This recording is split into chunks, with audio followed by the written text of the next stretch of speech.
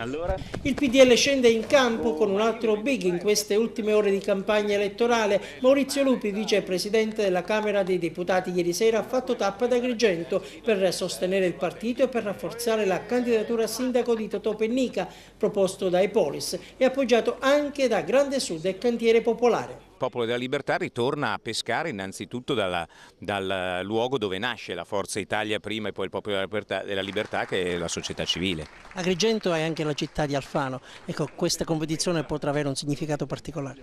No, se non è come se si votasse quando si è votato a Milano. Purtroppo Milano è la mia città e quindi io ci ho messo tutto, il cuore, l'impegno. E poi i cittadini a Milano purtroppo non ci hanno premiato, mentre ad Agrigento sono convinto che ci premieranno. E poi quindi per Alfano è solamente, che lo conosco bene, è solamente uno stimolo in più, ancora di più a far bene, a guidare bene il Popolo della Libertà e ad essere insieme alla sua gente, che poi è quella che lo ha cresciuto, lo ha generato e che gli vuole ancora bene.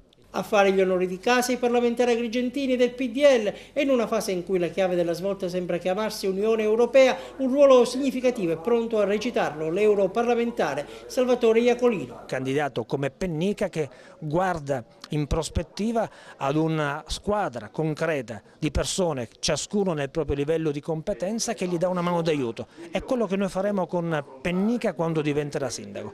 Gli daremo un supporto, saremo preziosi colleghi di una compagine più ampia nella quale noi ci riconosciamo nell'interesse esclusivo dei cittadini e della comunità di Agrigento. E per intercettare le provvidenze provenienti da Bruxelles, Pennica si è già assicurato a titolo gratuito un consulente di fama internazionale, ma intanto c'è da vincere la sfida elettorale. Coloro i quali ancora non hanno deciso per chi orientare la propria preferenza quale sindaco, il mio indirizzo è quello di dire che noi siamo alternativi a questa amministrazione uscente, lo abbiamo detto sin dal primo momento.